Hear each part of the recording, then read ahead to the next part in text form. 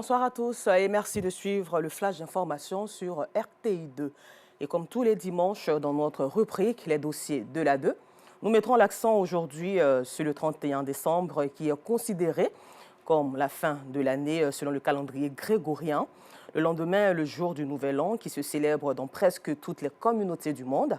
Mais avant cette fête et pendant la célébration, il y a les derniers jours du mois de décembre où tout se prépare. Une période beaucoup budgétivore. Et ceux qui n'ont pas préparé ce moment ont de véritables peines. Une occasion de réjouissance aux vestimentaires, les convives, la coiffure et bien d'autres encore sont prises en compte ainsi que les relations humaines et communautaires.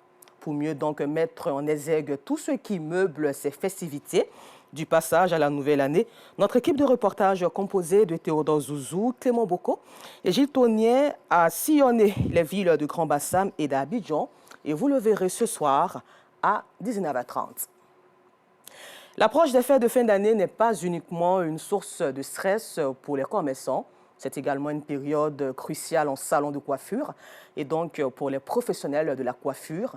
Au marché de la Palmeraie, dans la commune de Cocody, pendant que certains acteurs de ce secteur profitent des grâces de la clientèle, d'autres déplorent une lenteur. Nos reporters Joël Gossé et Enza Traoré étaient sur les lieux. La veille des fêtes dans la commune de Cocody, plusieurs aliments sont proposés par les marchands. En cette période de fête, le coût des aliments est trop élevé.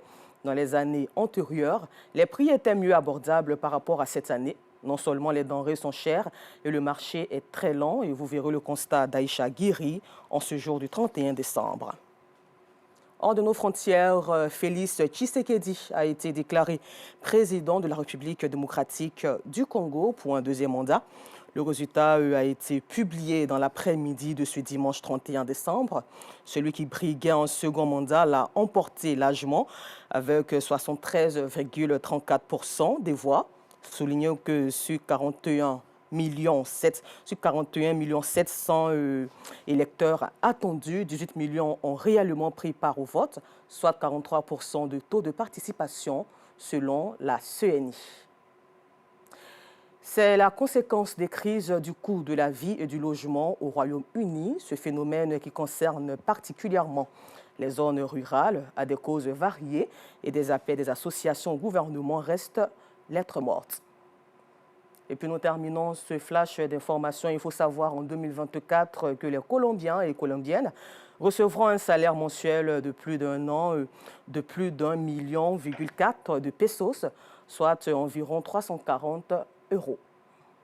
Encore merci à vous et rendez-vous à 19h30 pour le temps d'information complet sur RTI2, la chaîne toujours plus proche des populations.